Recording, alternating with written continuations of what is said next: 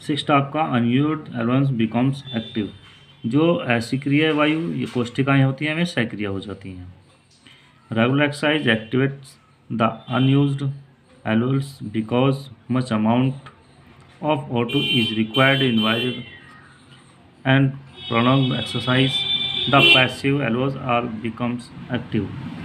यदि कोई व्यक्ति नियमित रूप से व्यायाम करता है, एक्सरसाइज करता है, तो जो उसकी असक्रिय वायु कोशिकाएं होती हैं फिर से सक्रिय हो जाती हैं, क्योंकि डेली रूटीन में लंबे समय तक व्यायाम के दौरान ऑक्सीजन की अधिक मात्रा की आवश्यकता यानी O2 की अधिक आवश्यकता पड़ती है, और जिसके कारण जो हमारी असक्रिय वायु कोशिकाएं होती हैं पुनः सक्रिय हो जाती हैं। इंक्रीज इन इंडोरेंस, सहन शक्ति में वृद्धि होना। If exercise is perform regular and for a longer period in increase endurance, लंबे समय तक व्यायाम नियमित रूप से व्यायाम किया जाए तो व्यक्ति की सहन शक्ति में वृद्धि हो जाती है। An activity can be done for a longer period without talking any rest, कोई भी कार्य बिना आराम किए लंबे समय तक किया जा सकता है। Those who do not perform exercise have less endurance the can not continue exercise for a long duration,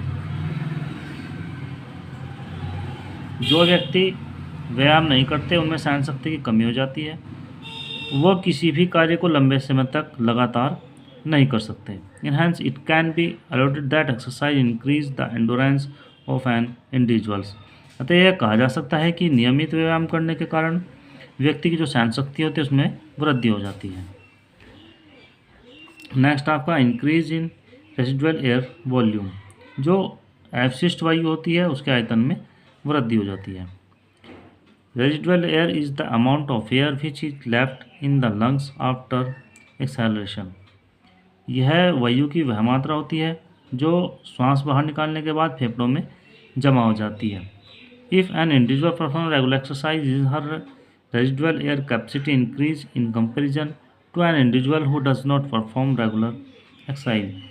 यदि व्यक्ति नियमित रूप से व्यायाम करता है तो उसकी विशिष्ट वायु मात्रा सामान्य व्यक्ति से अधिक हो जाती है, यानी जो व्यक्ति रेगुलर एक्सरसाइज करते हैं और जो व्यक्ति एक्सरसाइज नहीं करते उनसे जो उनकी विशिष्ट वायु की जो मात्रा होती है वो अधिक हो जाती है, यानी जो व्यक्ति व्यायाम नहीं करते उनमें अधिक हो जाती है, और जो व्यक्ति रेगुलर एक्सरसाइज करते हैं उनमें इस वायु की मात्रा उनके जो लंग्स होते हैं उनके अंदर कम हो जाती है।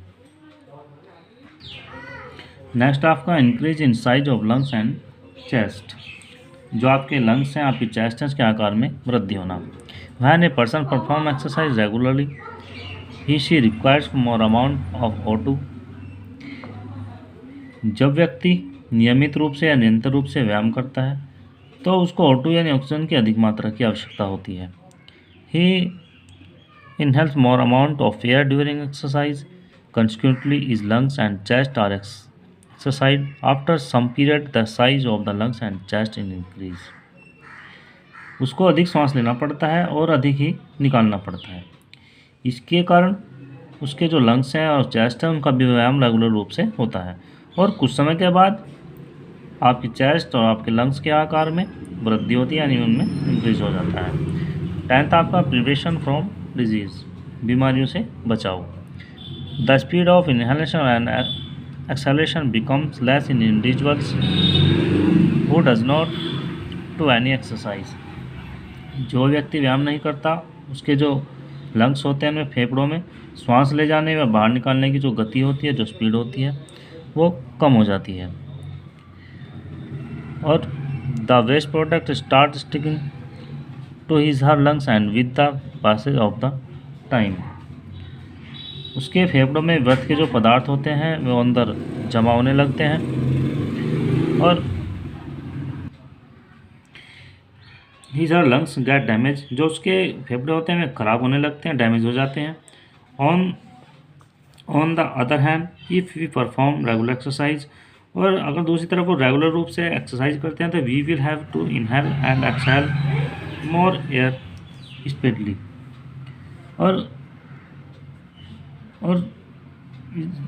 तो हम अधिक श्वास को अंदर ले जाते हैं और उसी गति से बाहर निकालते हैं।